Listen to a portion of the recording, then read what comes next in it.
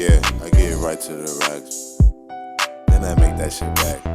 Run up on me, get shot in the back. It's just been a beautiful day. Scotch on my back. Yo, Pops, today we have the tragic murder of young Slo-Be. Oh, wow. Rest in peace to him. I didn't... did I know he was passed away? Yes, we did his music before. We covered it. I'm sorry. I'm 67 years old and I forget this stuff, man. Yo, I just thought about it. We didn't do Slo-Be by himself yet. But I think it's good to cover his story and see, like, what was his story like, and, like, it's good, you know? It's good to Was know. that the one that the gentleman that we did his song that he was already passed away? And Oh, we did. Oh, my God. I'm sorry. That There's so many songs. Yeah. They showed his kids with the sample. Yeah. Rest in peace to him. Yeah, we're not. That is respect to his family. Word. And Slo-Be. we're going to cover his music and try to keep his legacy alive. Real shit. Let's hop right to it, right? Oh, no. Join the Discord. What? Yeah. Real quick. Just subscribe to the channel, request a content, and then we react. This is the only channel on YouTube right now where we talk with you, not at you. So if you want to get at me, send me a message, whatever, chat. Or I just video called back a subscriber. He hit me up, right? And he video called me and I missed it. And I fucking called him back. And he was like, yo, what's up, bro? Right. So if you everybody video call him. No. It's seriously, that's hard to do. Slo-Be was supposed to be the first street rapper to make it out of Stockton, California and hit the mainstream. But instead he stuck around the city too long and got killed in a wild situation. Today we're breaking down how young Slo-Be was tragically murdered in his hometown. Young Slo-Be came up in the southeast area of Stockton called Nightingale. In an interview with The Innovators, Slo said growing up in the hood was definitely rough, but he didn't think it was that bad. Slo's mom knew all about the streets, but works a normal 9-to-5 job. But the situation with his dad was different. Slo's dad was active in the trenches the whole time Slo was growing up. They didn't really get along back in the day. He lived with his mom and grandma, but Slo ended up following his dad into the street life. Slo was into sports back in the day, but he was surrounded by dudes who were hustling in the trenches. He said when you're always around that kind of environment, you don't want to feel left out. And that's why a lot of dudes end up hopping off the porch and getting active. A lot of Slo's homies and cousins were gangbanging, and every time he walked outside the door, he saw the OGs in the neighborhood making money. His mom did her best to keep him away from all of that, but by the time he was a teenager, Slo was already repping the Bloods. Slo learned from his dad how to move in the streets, but gangbanging wasn't the only connection they had. Slo's dad wanted to be a rapper and set up a little studio in his crib. His uncle was also rapping back then.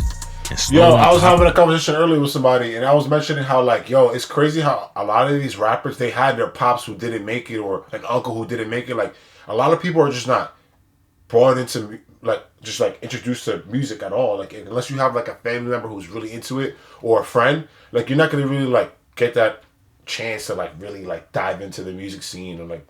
No, it's true. So, a lot of famous people who are out right now, like... Just like the history of hip hop, like Jermaine Dupri's got family in the music industry. You know, you just hear names and you see families and stuff that a legacy and shit. Set up a little studio in his crib. His uncle was also rapping back then, and Slo wanted to hop in the booth and see what he could do. One day when he was staying with his dad, Slo snuck into the studio and laid down his first track while his dad was out of the house. He wasn't supposed to ever go in the studio, but Slo left the computer on after recording the track so his dad would come home and hear it. When Slo's dad found out he was in the studio, he was pressed about it at first. But after he listened to the track Slo made, he realized how much potential he had. Back in 2018, Slo started taking rap more seriously, but he didn't just blow up overnight. Some dudes drop one hot track and go viral off the jump. Slo's come up in the rap game wasn't like that though. At first he thought he started racking up crazy views on his first tracks, but then he realized how hard it really was to break into the industry. He was only getting a few thousand views on his songs back then, and there were a few times when Slo thought about giving up on the rap game completely. He talks about how tough it was at first, but then Slo realized he just had to keep grinding and investing in himself if he was gonna make it work. I didn't pop, bro. I had to learn, nigga. It's levels to this shit, bro. You got to put in your work. You got to invest in shit, bro. After a while, Slo started picking up a buzz in the local area. He had his name popping in Stockton, but linking up with rappers from other cities is what really helped him get popping.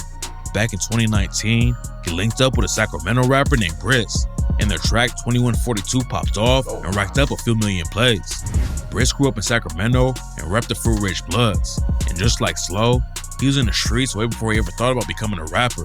Briss was outside hustling and trying to get his money up, but everything changed for him after one of his best friends got killed. Young Slo-Be knew that he needed to switch things up and find a way out of the trenches, and that's when he linked up with his cousin Mac J. Oh, wow. Mac J came up in the streets of Sacramento too, but then he hopped in the booth and started making connections in the industry. Wow, it's funny how they all linked up. It's crazy how like EBK Young Jock cool with Mac J and so like Stockton and Sacramento looks like they're just all linked up. That's wild. It's crazy. Sheesh. Mac had watched one of his dad's friends bleed out on their front porch and knew he didn't want to go out the same way. He started making music in a family member's garage while he was still in high school, but it didn't work out at first, and he fell into the trenches too. Back then, Briss was neck deep in the trenches, but Mac was still hitting up the studio every chance he got. Both of them were going in and out of jail a lot, but Mac knew he didn't want to stay in the streets forever. After he got his name popping in Sacramento a little bit, he finally convinced Briss to hop in the booth too. Oh, wow. And in 2016, they racked up a few 100,000 views on their track Non-Stop. That was enough to make Briss realize rap could be his ticket out of the streets, but it still took a few years before anything changed for him. 2019 is when Briss linked up with Slo, and he had a couple of solo tracks that ran up crazy numbers too. It was the biggest year for Slo and Briss yet, but it also sparked a wild beef that allegedly got both of them killed. In 2019, a rapper named Uzi Marcus took shots at Briss. You gotta do that song. Everybody saying that. Do Uzi Marcus 42K. Uzi Marcus 42K. Uzi Marcus 42K. So we're gonna do it. We're gonna have that's on my list. Literally, I'm putting my notes. We're gonna do the Non-Stop song too. Yeah. Okay, and raps. Keep it real. You niggas ain't killed a fly. And if it's money on my head, why the fuck I'm still alive? You niggas ain't popping shit. They're really just talking shit. Where they at? I'm right here on 42nd with the stick. Oh yeah, cause Lil Briss, he a pussy, and Lil Danny, he a bitch. Keep playing, I'll be outside your grannies with the switch. Oh, wow. After 42K drops, Briss allegedly clapped back with Spark the Fuse and raps. Y'all just sparked the fuse. That mean it started back. I ain't tripping off the funk. It been a part of that. Hit his starter cap and make him fall and push his starter back. I just bought a strap. If it don't kill you, it'll cause a heart attack. Mac J claims it wasn't a diss track, but that didn't keep the beef from heating up. Uzi and Briss weren't the only dudes involved in the situation though, and it actually all started with some drama between CML Lavish D and another rapper named Mozzie. Mozzie and Lavish D had issues that went deeper into rap, and in 2014, Mozzie took a shot at him on the track I'm Just Being Honest and said, "We can pistol play, but that ain't something you want to do. I'm just being honest. Lav never caught a body. I'm just being honest." Then one of Lavish's homies shot a music video on Mozzie's hood, and Mozzie clapped back with another diss track called The Truth.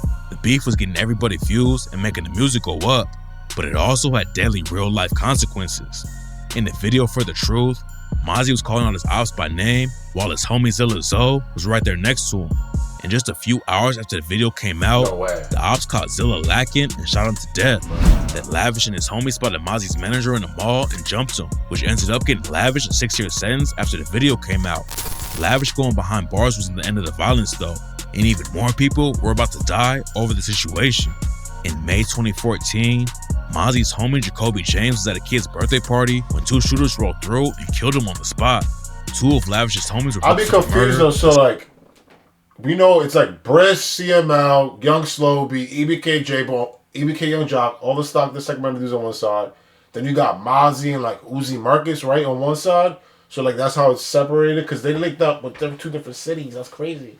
Yeah, I mean, it just kind of spun out of control. Yeah. Skated on it because there wasn't enough evidence. Then Mozzie lost another homie when Lavish's crew allegedly shot and killed a dude named Shaquem Murray outside a different party. I feel like we saw this, man. And rumors said that Mozzie's crew tried to use a woman to set up one of Lavish D's homies. They figured out what was going on though and ended up killing her before Mozzie's goons could get the drop on them. Then in 2016, Lavish's homie Stunna D was leaving the party when the ops caught him and left him dead in the street. He wasn't the last guy in Lavish's camp who got hit up though. In June 2017, his homie Prince Straight Out was outside a liquor store when someone ran 4 months later. Lavish D got caught up in a situation. Bro, I can't. Talk about SloBe. In 2017, he was out with an ankle monitor. And this is a disclaimer. Go watch our. We did the CML versus Briss. Yeah, we did this already. What this guy did? Who's this that's hosting this? Hip Hop Daily. He started off with Slow Briss, and then he added 2 other videos from 2 other videos. Word. He just edited it in. Basically. So we're gonna fast forward because this is bullshit. He had to stay alive for his kids. Yo, what the fuck, yo? SloBe and Briss were tight for real and weren't just linking up in the studio for more views. They wanted to put on for the West Coast together. But then in 2020, the beef caught up to Briss and he was brutally murdered in his own city. In June 2020, Briss was driving his whip down the street when someone caught him in traffic and started chasing him. Briss crashed into a pole and hopped out on foot to escape, but the ops were already on him and left him dead with a shot to the back. After it went down, everyone thought Mozzie Screw was behind the hit. It turns out that Briss and Uzi Marcus weren't just rap beefing. They had some real life drama going on too. Baby mama. According to rumors, and then the baby mama Briss did a used to date song. Uzi's baby. You saw this. Fast forward. Wow, this guy's crazy. Yeah, so we're in tune with what's going on. Slo said that rappers should definitely get out of their city after they blow up. Slo kept up the momentum after Briss died and kept popping off for new projects. Then in 2021, he went viral on TikTok with the track I Love You. After spending years trying to kick in the doors to the industry, Slo is finally on his way up. He had enough clout to start touring and leave Stockton behind, but instead of listening to his own advice, he stayed in his hometown and it ended up getting him killed. In August 2022, police responded to a report of gunfire in Manteca, California, and when they pulled up to the scene, they found young Slo-Be dead. Nobody's been booked for his murder, but there's a couple popular rumors about what went down. After he linked up with Briss, young Slo-Be had issues with Mozzie and his whole crew in Sacramento. He wasn't beefing with them on the same level as Briss and Lavish D, but there was definitely some drama there, and some people think Mozzie and his people were involved in getting Slo killed. Slo didn't just have issues with dudes from out of town though. Slo repped a crew called EBK and started beefing with another set called the Flyboys. EBK was a newer crew, and rumors said that the Flyboys weren't cool with them repping the Nightingale area when some of the members allegedly weren't even from around there. There's no evidence that the Flyboys were behind young Slo-Be's death, but after a dude from the Flyboys named DeMar was killed, Slo's homie Trey B hopped on social media to clown him over the situation. The last theory about young Slo-Be's death is that it didn't have anything to do with gang politics. According to rumors, his baby mama had a boyfriend but was still hooking up with Slo. When the other dude found out, he allegedly got so heated about the situation that he shot Slo over 20 times. Nobody knows exactly what went down yet, but we do know the rap game lost another talented artist before they had the chance to really have a career. Young Slo-Be was finally getting to the level he always wanted to be at, but tragically, he never made out of Stockton. Yo, that's wild, man. Over a girl. And that was his BM. It's the opposite. Allegedly. You know how that go. Like, these dudes don't even know what they're talking about sometimes. Yo, it's Jerry TV. You hear something? Yeah, we out of here. Peace. And I know how it gets, so I gotta stay low and I move my knot. I don't trust no nigga, I don't trust no man, ain't no friends, everybody get shot. You never know how nigga gon' throw, I'm hitting the flow with a couple of shots. You better